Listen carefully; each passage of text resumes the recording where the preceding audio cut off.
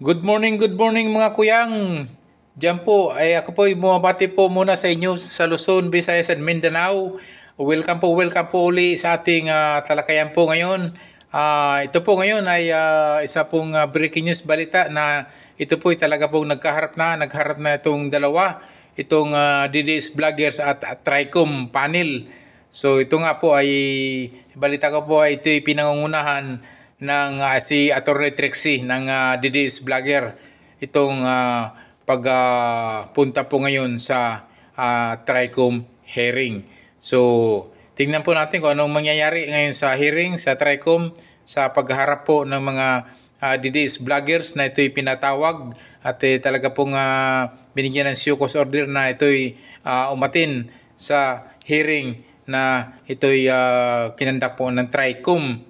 So ito po ngayon yung senaryo po ngayon sa Tricom hearing kung saan po ay talaga pong palitan po ng talagang talakayan po ng sabi nila ng fake news nyo. Ang fake news yung pinag-ugutan po dito ng tinatawag nila na pogo vloggers, narco vloggers, ang mga ibang social media, mga ibang vloggers na ito'y ito ngayon ay humarap na sa Tricom at pinangunahan nga ito ng ni Attorney Trixie na isang vloggers din ng mga DDS. So ito po yung mangyayari ngayon sa Tricom. Ating pong titingnan po, ating pong obserban po sa kaganapan ngayon sa Tricom hearing. Ating pong titingnan po. Kung ano-ano pong hindi maganda. And hindi ko na rin naman po pinatulan, pero yun nga po, no to bullies, di ba? Parang just because hindi po tayo kumikibo, yun kung ano-ano nga yung pinagsasabi sa kanilang mga FB pages. Sana nga rin po, napatawag din sila dito at nang matanong nyo rin po ang kanilang mga opinion tungkol sa usaping fake news. Thank you. Salamat din po, Your Honor. Sinabi mo kanina sa opening statement mo, if I remember right, wala kang kinikilingan. You're not pro-BBM or Marcos. You're not pro-Duterte. Tama po? Tama po, Your Honor. I'm pro-good governance. But like I said, also in my statement, I support and I respect yung pong mga pinuno at lahat ng Pilipino na sumusuporta sa aking advokasya, which is good governance nga po at free speech. Good governance. Yes, Pero po. dapat po bang isali rin yung paninira ng mga individual na tao? Ano You're po, pro-governance? ano po yung tanong po doon, Your Honor? Dapat po ba ilalagay sa inyong mga post yung paninira? Hindi ko po masyadong makuha po yung maintindihan po yung tanong. Baka mali po ang may sagot ko. Hindi po ba question na po kayo kanina ni Honorable Abante? Nag-apologize na po kayo tatlong beses. At paiyak-iyak pa po kayo. Yes, Your Honor. Napapaiyak po talaga ako sa... And then you claim na wala kang kinikilingan. But from your post, meron kang kinikilingan. Your Honor, May bias ka rin na pinapakita. Kasi nandito sa akin ang listahan ng mga post mo yun.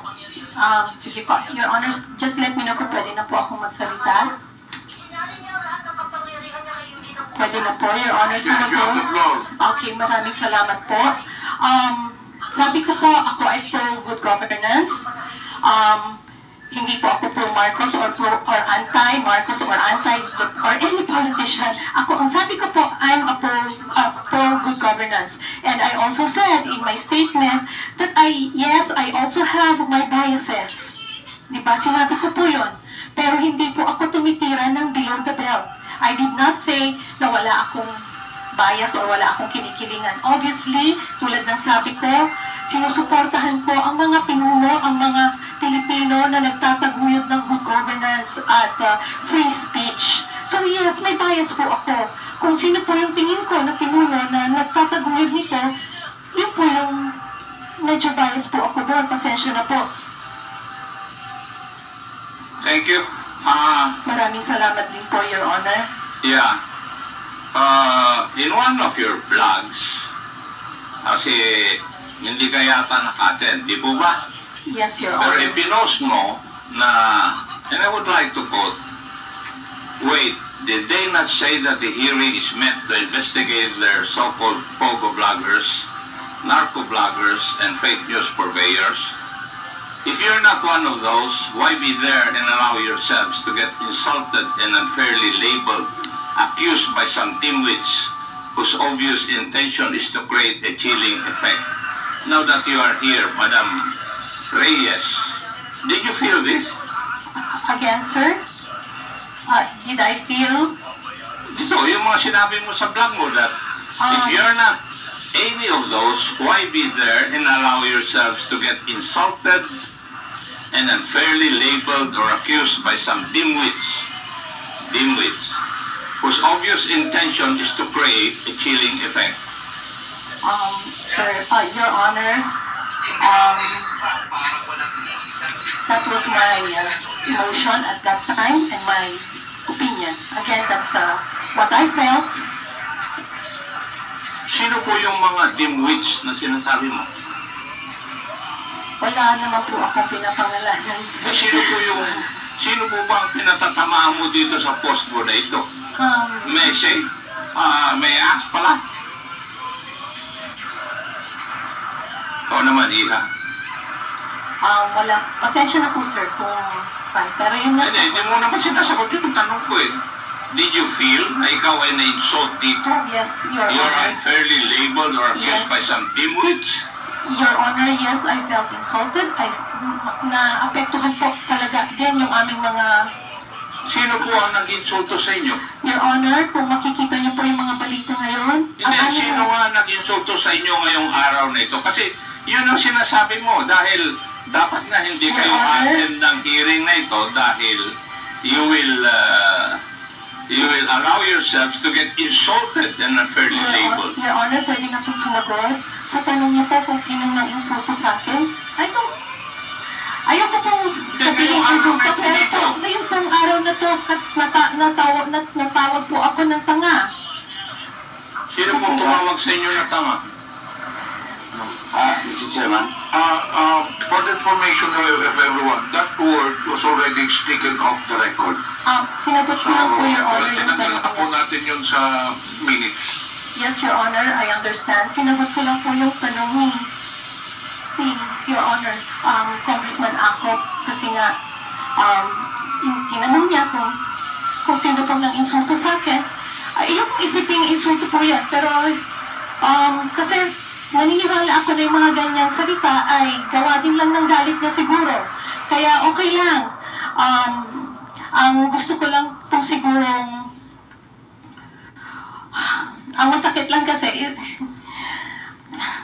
anyway, yun lang po yung sagot ko dun sa tanong niya na Pero sinabi mo rin na yung magtatanong sa iyo o mag-insult sa iyo isang dimwit. Di po ba? Inunahan mo na eh. Doon sa blog mo. Di ba? Yes. It's there in your blog.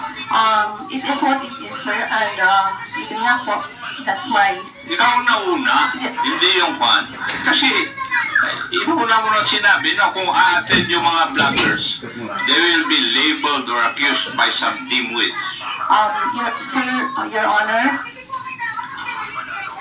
kung titignan niyo po yung mga balita ngayon, naidikit na po yung mga pangalan namin sa mga salitang fake news blogger. At yung latest kagabi, ba yung umiyak? sinabi na ikukulong na yung mga parang 11 bloggers. Kami po yun. Idisitin. Sino po yung Nasa balita po, Your Honor. kanina pong balita? Marami po, pwede po natin makita mamaya, pero may mga bali-balita na po, mga mainstream na po ng balita, at idinikit na po yung pangalan namin directly sa mga salitang yan. Nakakalungkot po, kasi syempre, hindi naman po namin ma-explain yung mga sarili namin sa lahat. Can I cut you off? Yes, Your Honor. May we know yung sinasabi mong nasa balita, pwede mo kang pakita sa amin dito. Opo, Your Honor. Saan balita na ikukulong kayo? Sino nagbalita? You mentioned mainstream, so that would be GMA, ABS-CBN. Pwede mo ipakita rito, mainstream pwede ba na merong nagpalabas ang mga mainstream media na ikukulong kayo? Because I have not heard of any mainstream media telling saying about this supposedly na pagkulong sa inyo. Pwede mo bang ipapakita rito yung prueba, ebidensya, proof that this mainstream media has been saying na ikukulong kayo? Yes, Your Honor. Pwede ko ipakita sa inyo mamaya kung gusto niyo po. Kasi Sino mainstream media ba yung sinasabi mo? Can you just give me Radyo Mindanao Network? Tsaka meron pa marami pa ako nabasa kasi pinu-forward nga po sa amin sa Baka hindi naman mainstream media yun. Because this is also social media personalities. I don't think it is a legitimate media outlet. It is, Your If it's a Honor. mainstream media, these are legit people. I don't think they will make irresponsible statements such as that. Yan nga po, Your Honor. Yes, Senator Paduano. Anyway, with due respect to the statement made by Ms. Timbao, ma'am, ganito kasi yan eh. Today's hearing will prove that if it's true, no? At saka dokumentado po yung sinasabi mo, na kahapon o gabi, may mga ganung report, it will be proven that it is not correct at it is not true. Kasi, hindi naman kayo pinagtip eh, unless in this hearing, you will violate our internal rules.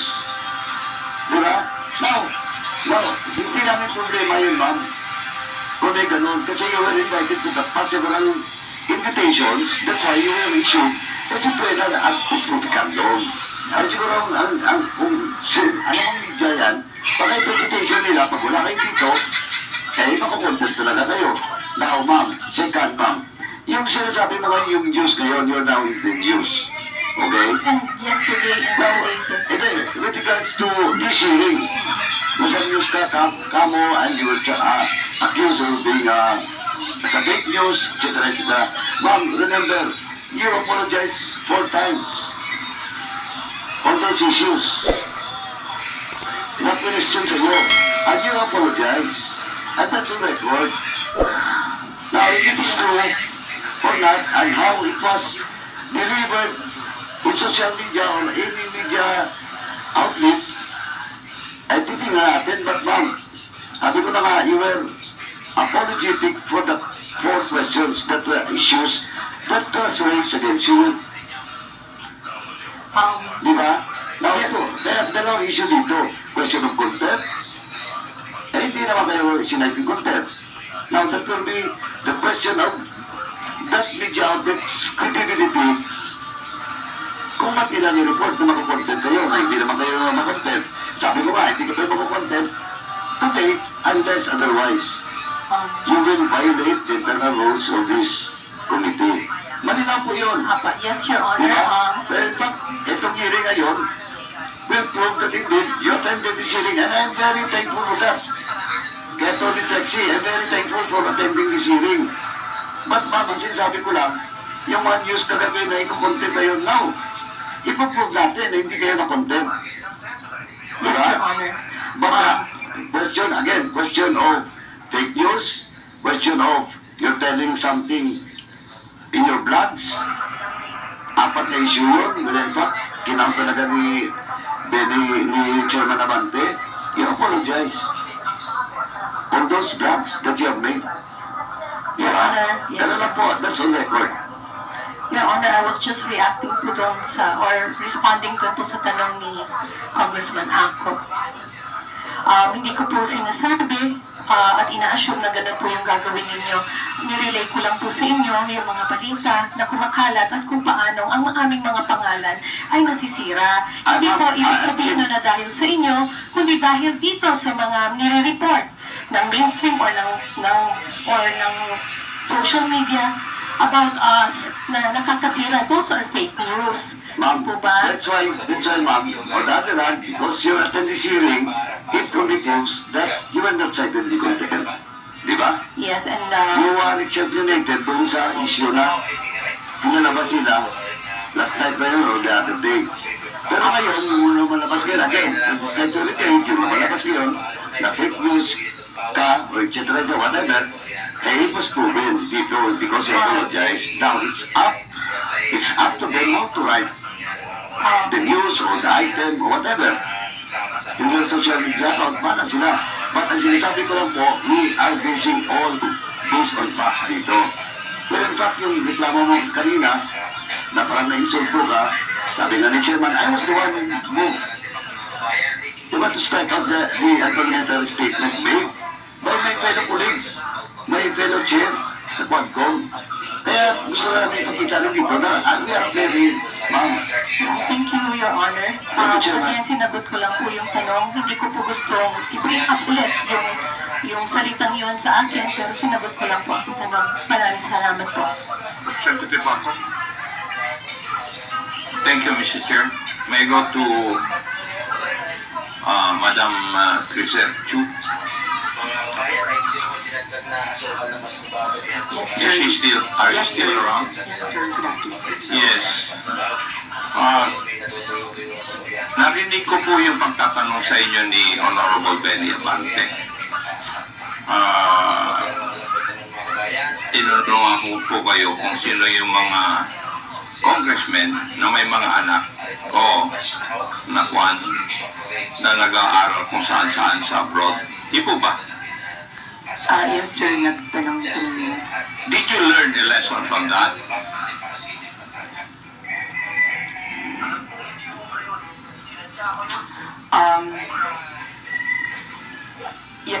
Yes, sir.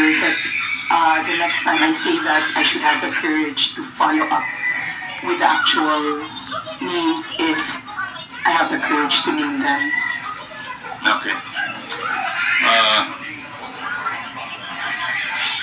I would like to inform you, Madam Chu, na hindi po ako isa sa mga congressmen na binabanggit mo. Sir, I know because the congressman is not here. I beg your pardon? Sir, I know, sir, because the congressman that I was referring to, it was based on the news, sir, and the Hindi, kasi congressman... ang sabi mo kasi, mga congressman. That's why I was asking that question. Did you learn anything from the interpellation of the Honorable Abante?